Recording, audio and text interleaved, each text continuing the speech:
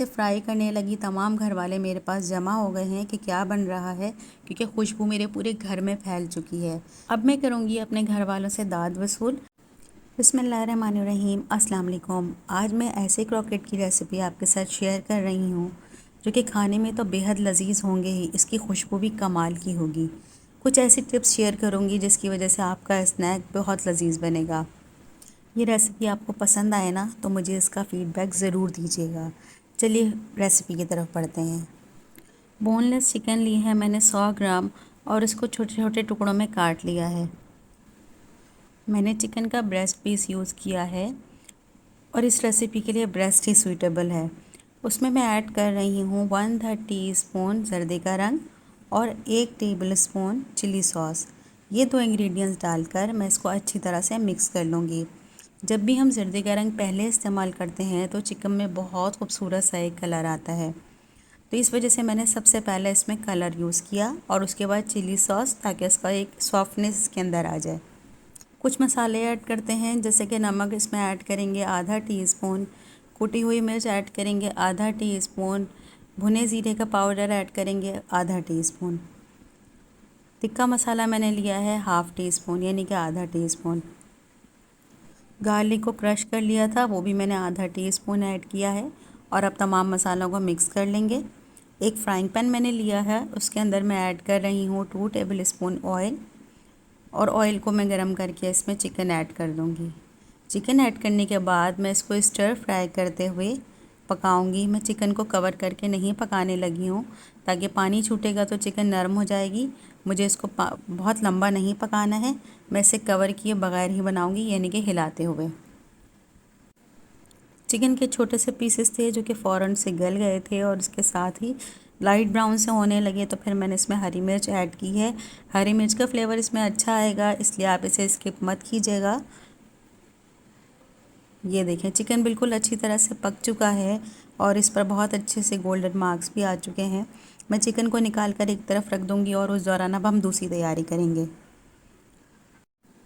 मैंने 3 आलू ले लिए थे और उन्हें मैंने बॉईल कर लिया था।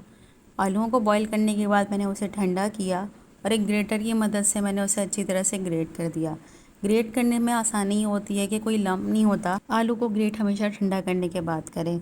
अब इसमें कुछ स्पाइसेस ऐड करेंगे, जैसे कि कुटी हुई मिर्च मैं इसमें डाल रही हूँ आधा टीस्पून। आधा ही टीस्पून मैं इसमें डालूँगी नमक। 2 टेबलस्पून मैं इसमें ऐड कर रही हूँ कॉर्नफ्लोर। कॉर्नफ्लोर से क्या होगा कि ये स्टिकी नहीं होगा, बल्कि बहुत अच्छी सी शेप में आ जाएगा।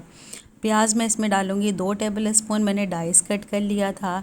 शिमला मिर्च ऐड करूँगी मैं इसमें 4 टेबलस्पून के बराबर, वो भी मैंने डाइस कट कर लिया था।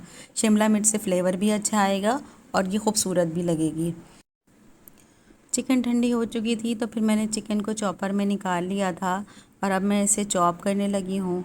चॉप करने के बाद मैं इस चिकन को आलू वाले मिक्सचर में ऐड कर दूँगी। चिकन को आलू वाले मिक्सचर में अच्छी तरह से ऐड करके इसको अपने हाथों की मदद से मिक्स करना है, ताकि तमाम मसाला एक जान हो जाए। इस मिक्सचर को फ्रिज में रखने की ज़रूरत नहीं है, क्योंकि हमने इसमें ऐड किया है कॉर्नफ्लोर और कॉर्नफ्लोर ने तमाम मॉइस्चर को एब्जॉर्ब कर लिया है। तो जब हम इसको शेप देंगे तो इसमें किसी भी किस्म का मॉइस्चर नहीं होगा और ना ही ये स्टिकी होंगे, बोल के बहुत अच्छी तरीक़े से जिस भी तरह की शेप हम चाहते हैं ये होल्ड कर लेंगे। हल्का सा ऑयल मैंने अपने हाथों पे लगाया है और मैं अब इसको अपनी पसंद की शेप दे रही हूँ। आपका जो दिल चाहता है आप उसको शेप दें, जिस भी तरह की शेप आपके बच्चे पसंद करते हैं या आपको ऐसा लगता है कि आप जो भी शेप अपने बच्चों को लंच में बना कर देंगे और बच्चे उसे खुश होकर खाएंगे, बस आप वही बना लीजिए। अब मैंने एक ब्रेड क्रम्ब लिए थे, ब्रेड क्रम्ब इतने ले लीजिए जितने आपको फ्राई करने हैं। इसमें आप ऐड कीजिएगा ऑरिगानो। ऑरिगानो मैं हाफ़ टी स्पून ले रही हूँ। ऑरिगानो डालने के बाद ब्रेड क्रम्ब को अच्छी तरह से मिक्स कर लें। मैदा लेना है और मैदा लेने के बाद इसमें थोड़ा थोड़ा सा पानी ऐड करते हुए इसकी एक थिक सी स्लरी बना लेंगे। पानी थोड़ा थोड़ा ऐड करके बनाएंगे तो हमें अंदाज़ा होगा कि स्लरी कितनी थिक है। देख सकते हैं कि स्लरी कितनी थिक है। बस इस स्लरी के अंदर हम क्रॉकेट को पहले अच्छी तरह से डिप कर लेंगे और चम्मच की मदद से मैं डिप कर रही हूँ, ताकि बहुत आसानी से हो जाए और मेरे हाथ साफ़ रहें, क्योंकि फिर ब्रेड क्रम्ब मैंने अपने हाथ से लगाना है। अब मैं ब्रेड क्रम्ब को अपने हाथ से अच्छी तरह से चारों तरफ इसके लगाऊंगी। पूरी तरह से कोट करने के बाद अब ये फ्राई होने के लिए तैयार है। लेकिन उससे भी पहले अब इस स्टेज पर आप इसे फ्रीज़ कर सकते हैं किसी भी ज़िप-लॉक बैग में या किसी भी एयर टाइट कंटेनर में। ये बहुत बेहतरीन स्नैक है बच्चों के स्कूल के लिए। लेकिन मैं इसे अभी फ्राई कर रही हूँ और मैं इसे डीप फ्राई कर रही हूँ। अच्छा, इसके अंदर क्योंकि तमाम चीज़ें पहले से कुक्ड हैं तो ये शैलो फ्राई भी हो सकता है। इस तरह थोड़ा हेल्दी हो जाएगा, तो चाहें तो शैलो फ्राई भी कर सकते हैं। जैसे ही मैं इसे फ्राई करने लगी तमाम घर वाले मेरे पास जमा हो गए हैं कि क्या बन रहा है, क्योंकि खुशबू मेरे पूरे घर में फैल चुकी है। अब मैं करूँगी अपने घर वालों से दाद वसूल। अब आप जाइए और रेसिपी को ट्राई करने की तैयारी कीजिए। फिर आऊँगी किसी और रेसिपी के साथ, तब तक के लिए मुझे इजाज़त दीजिएगा। अल्लाह हाफ़िज़।